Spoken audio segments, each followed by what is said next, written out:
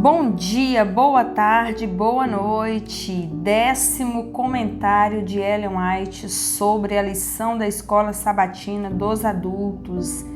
E o título dessa semana é As Chamas do Inferno, sábado 26 de novembro. Como devemos examinar as Escrituras? Devemos fixar nossas estacas de doutrina uma após outra e então tentar fazer com que todas as Escrituras correspondam às nossas opiniões estabelecidas? Ou devemos levar nossas ideias e pontos de vista para as Escrituras e medir nossas teorias em todos os aspectos pelas Escrituras da verdade? Muitos que leem e até ensinam a Bíblia não compreendem a preciosa verdade que estão ensinando ou estudando. Os homens alimentam erros quando a verdade é claramente assinalada. E se eles apenas trouxessem suas doutrinas para a palavra de Deus e não lessem a palavra de Deus à luz de suas doutrinas, para provar que suas ideias estão corretas, eles não andariam em trevas e cegueira, nem acalentariam o erro. Muitos dão às Escrituras, às palavras das Escrituras, um significado que se adapta às suas próprias opiniões. Então enganam a si mesmos e enganam os outros por suas interpretações errôneas da palavra de Deus. O Outro Poder, página 36. Como o coração humano é enganoso. É muito fácil harmonizar-se com o que é mal. Nada há mais prejudicial ao interesse da alma, à sua pureza e às suas genuínas e santas concepções de Deus e das coisas sagradas e eternas do que dar sempre atenção às coisas que não são de Deus e exaltá-las. Isso envenena o coração e degrada o entendimento. A verdade pura pode ser rastreada à sua divina origem, por sua influência que eleva, refina e santifica o caráter do que a recebe. Vejam como vocês ouvem. Lucas capítulo 8, versículo 18. É a advertência de Cristo. Devemos ouvir para aprender a verdade, para que andemos nela. E noutro lugar, prestem bem atenção no que vocês ouvem. Marcos capítulo 4, versículo 24. Examinem acuradamente, examinem todas as coisas. 1 Tessalonicenses capítulo 5, versículo 21. Não deem crédito a qualquer espírito, mas provem os espíritos para ver se procedem de Deus, porque muitos falsos profetas têm saído do mundo afora. 1 João capítulo 4, verso 1. Esse é o conselho de Deus. Daremos ouvidos a ele? Mensagens Escolhidas, volume 2, páginas 78 e 79. A fé em uma mentira não terá influência santificadora sobre a vida ou o caráter. Nenhum erro é verdade, nem pode tornar-se verdade pela repetição, nem por fé nele. A sinceridade nunca salvará alguém das consequências de se crer num erro. Sem sinceridade não há genuína religião, mas a sinceridade numa religião falsa jamais salvará o ser humano. Posso ser perfeitamente sincera em seguir um caminho errado, mas isso não torna certo o caminho nem me levará ao lugar a que eu desejava chegar. O Senhor não quer que tenhamos cega credulidade e chamemos isso de fé que santifica. A verdade é o princípio santificador e, portanto, cabe-nos saber o que é a verdade. Precisamos comparar as coisas espirituais com as espirituais. Precisamos provar tudo, mas reter somente o que é bom, o que apresenta as credenciais divinas, que põe diante de nós os verdadeiros motivos e princípios que nos prontificam à ação. Mensagens Escolhidas, volume 2, página 56. Domingo, 27 de novembro.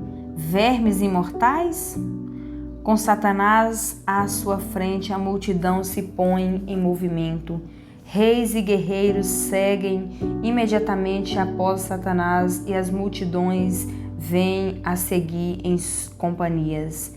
Cada companhia tem seu dirigente e é observada a ordem enquanto sobre a superfície partida da terra marcham em direção à santa cidade.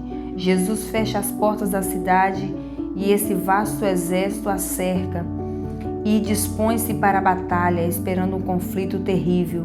Satanás precipita-se para o meio de seus seguidores e procura instigar a multidão à atividade. Mas fogo de Deus procedente do céu derrama-se sobre eles e os grandes homens, os homens poderosos, nobres, pobres e miseráveis, todos são juntamente consumidos.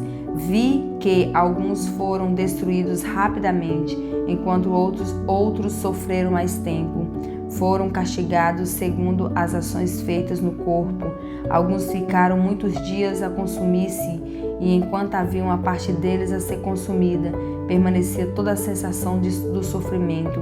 Disse o anjo: o verme da vida não morrerá, seu fogo não se apagará enquanto houver a mínima partícula para ele devorar. Primeiros Escritos, página 269 e 270. As nações dos salvos não conhecerão outra lei que não seja a do céu. Serão todos uma família unida e feliz, vestidos com vestes de louvor e gratidão. Acima dessa cena cantarão as estrelas da manhã juntamente, e os filhos de Deus clamarão. E será que desde uma lua nova até a outra, e desde um sábado até outro, virá toda a carne a adorar perante mim, diz o Senhor. Isaías capítulo 66, versículo 23. A glória do Senhor se manifestará, e toda a carne juntamente verá. Isaías capítulo 40, verso 5. O Senhor Jeová fará brotar a justiça e o louvor para todas as nações. Isaías 61, verso 11. Naquele dia o Senhor dos Exércitos será por coroa e por grinalda formosa para o restante do seu povo. Isaías 28, versículo 5. Maranata, o Senhor logo vem, página 370. A cada nação, a cada indivíduo de hoje, Deus tem designado um lugar em seu grande plano. Homens, mulheres e nações estão sendo hoje medidos por aquele que não comete erro. Pela própria escolha, todos estão decidindo sua história, e Deus está governando acima de tudo para o cumprimento de seu propósito. A história que o grande Eu Sou indicou em sua palavra, unindo cada elo aos demais na relação profética, desde a eternidade no passado até a eternidade no futuro, nos dias onde estamos hoje, no transcorrer dos séculos e o que se poderá esperar no futuro. Tudo o que a profecia predisse como devendo acontecer até a presente época tem sido traçado nas páginas da história, e podemos estar certos de que tudo o que ainda deve vir se cumprirá em sua ordem. Educação, páginas 126 e 127. Segunda-feira não é dia de preguiça, é dia de estudar os comentários de Ellen White, a Bíblia, se bem que é todo dia, né, gente? Mas segunda-feira o pessoal tem um ditado aí que é dia da preguiça, nada disso. Vai estudar a Bíblia, criatura, estudar os comentários, a lição e compartilhar aí pelo menos para um amigo. Segunda-feira, 28 de novembro, as chamas do inferno. A guerra contra a lei divina que começou no céu continuará até o fim dos tempos. Cada pessoa será provada, obediência ou desobediência. Essa é a decisão que todos terão que tomar. Todos serão chamados a escolher entre a lei divina e as leis humanas. Nesse ponto será traçada a linha divisória. Existirão apenas dois grupos, todo o caráter será plenamente desenvolvido e todos mostrarão se escolheram o lado da lealdade ou o da rebelião. Então virá o fim. Deus reivindicará sua lei e livrará seu povo. Satanás e todos os que se uniram na rebelião serão eliminados. O pecado e os pecadores serão extintos, raiz e ramos. Satanás é a raiz e seus seguidores são os ramos. Isso não é um ato de poder arbitrário da parte de Deus. Aqueles que rejeitaram sua misericórdia colherão aquilo que semearam. Deus é a fonte da vida e quando alguém escolhe servir o pecado, separa-se de Deus, desligando-se assim da vida. Ele está alheio à vida de Deus. Efésios capítulo 4, verso 18. Como diz, todos os que me aborrecem amam a morte. Provérbios capítulo 8, versículo 36. Deus dá existência às pessoas por algum tempo, a fim de desenvolver seu caráter e revelarem seus princípios. Fazendo isso, receberão os resultados da própria escolha. Porque por uma vida de rebelião, Satanás e todos os que se unem a ele se colocam em tanta desarmonia com Deus que sua presença é um fogo consumidor. A glória daquele que amou os destruirá. Desejar todas as nações, página 615. Deus não deseja a destruição de ninguém. Diga-lhes, tão certo como eu vivo, diz o Senhor Deus, não tenho prazer na morte do ímpio, mas em que o ímpio se converta do seu caminho e viva. Convertam-se dos seus maus caminhos, porque vocês haveriam de morrer. Ó casa de Israel, Ezequiel capítulo 33, verso 11. Durante o período da graça, seu espírito insiste com os seres humanos para que aceitem o dom da vida. Somente aqueles que rejeitam sua intercessão serão deixados a perecer.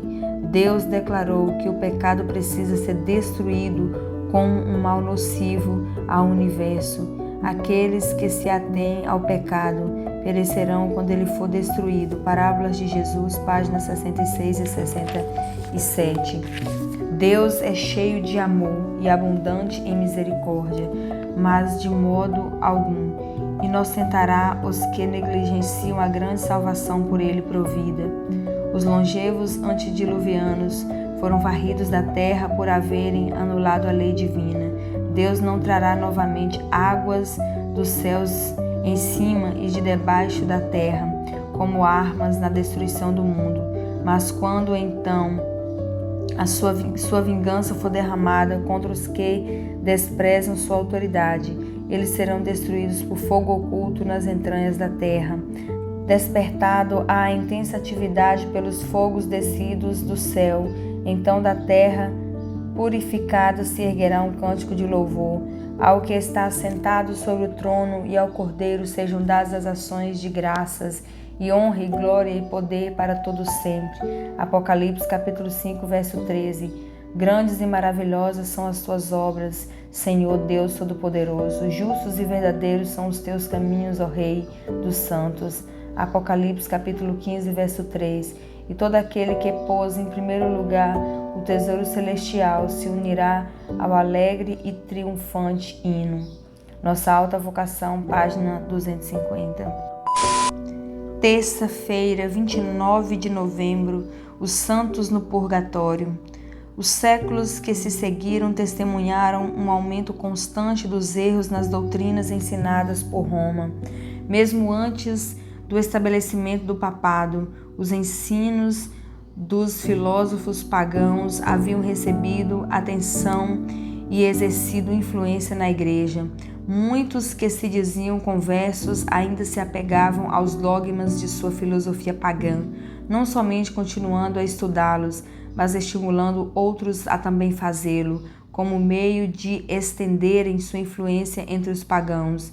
Erros graves foram assim introduzidos na fé cristã. Destaca-se, entre outros, o da crença da imortalidade natural do ser humano e sua consciência na morte. Essa doutrina lançou o fundamento sobre o qual Roma estabeleceu a invocação dos santos e a adoração da Virgem Maria. Dessa concepção também proveio a heresia do tormento eterno para os que morrem impenitentes, o qual logo de início havia se incorporado à fé papal. Achava-se então preparado o caminho para a introdução de ainda outra invenção do paganismo, a que Roma deu o nome de purgatório e que usou para amedrontar as multidões crédulas e supersticiosas, Com essa heresia, afirma-se a existência de um lugar de tormento, no qual as almas dos que não mereceram condenação eterna devem sofrer castigo por seus pecados, e do qual, quando libertas da impureza, são admitidas no céu. História da Redenção, página 232. Só é possível aproximar-se de Deus por meio de Jesus Cristo, o mediador, o único caminho pelo qual Ele perdoa pecados. Deus não pode perdoar pecados à custa de sua justiça, santidade e verdade, mas Ele perdoa pecados e o faz plenamente. Não há pecado que Ele não possa perdoar mediante o Senhor Jesus Cristo. Essa é a única esperança do pecador. E se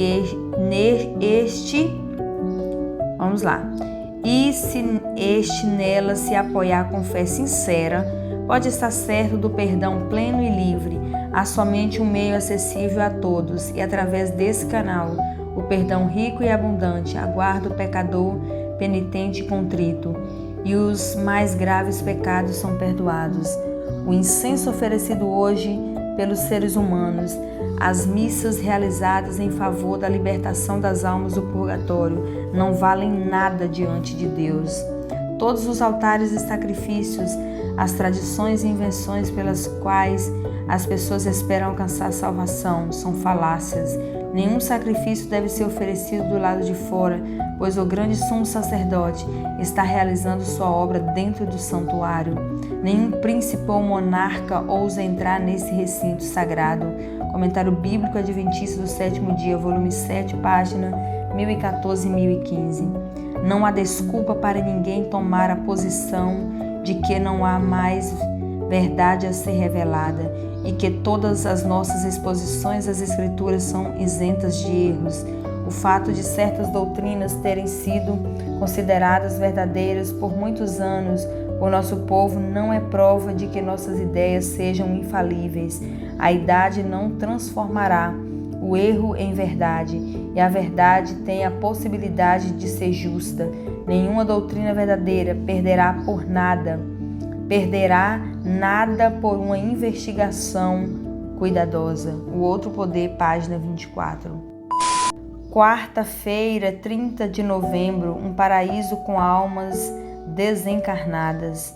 Sobre o erro básico da imortalidade inerente, apoia-se a doutrina da consciência na morte, doutrina que, assim como a do tormento eterno, opõe-se aos ensinos da Bíblia, aos ditames da razão e aos nossos sentimentos de humanidade. Segundo a crença popular, os remidos no céu estão cientes de tudo que ocorre na terra, e especialmente da vida dos amigos que deixaram para trás.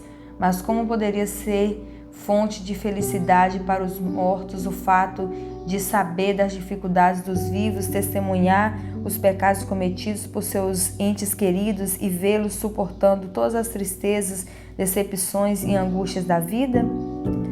Quanto da bem-aventurança celestial seria desfrutada pelos que estivessem contemplando seus amigos na terra?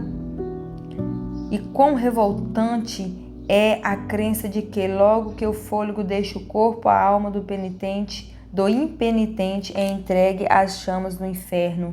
Em que profunda angústia deverão mergulhar os que veem seus amigos passarem a sepultura sem estar preparados para entrar na eternidade de miséria e pecado.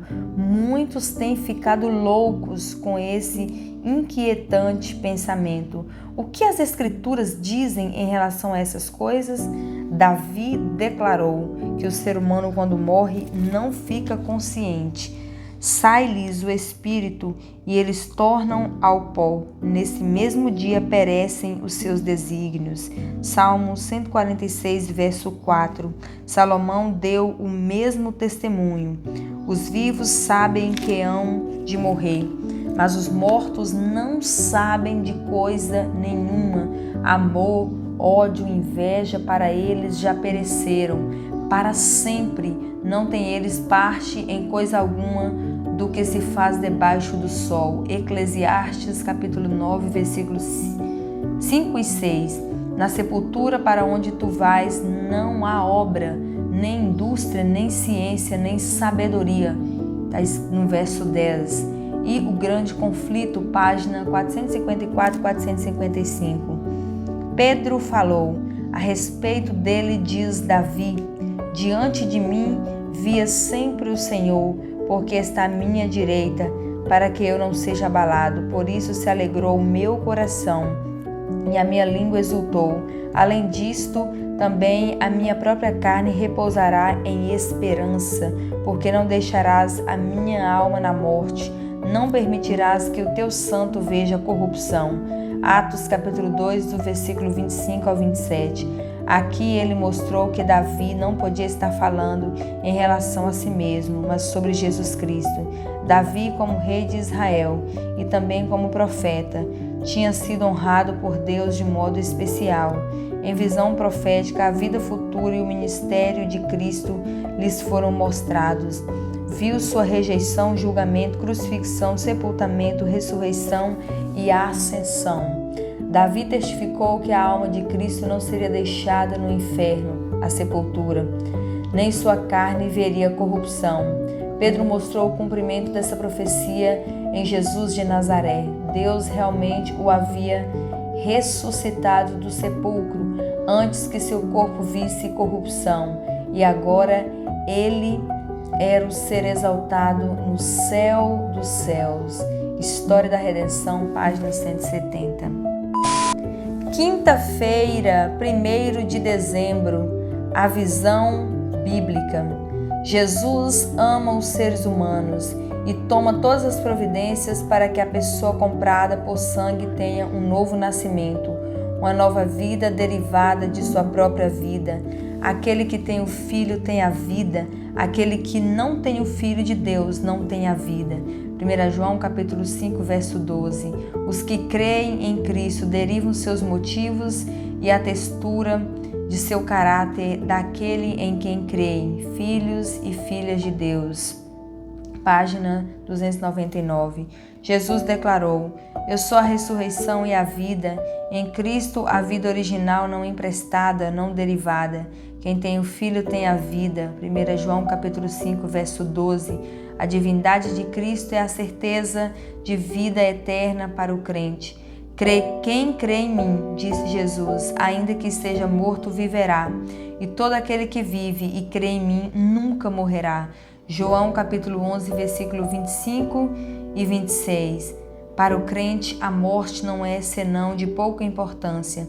Cristo fala dela como se fosse de pouco valor. Se alguém guardar a minha palavra, nunca verá a morte, nunca provará a morte. João capítulo 8, versículos 51 e 52.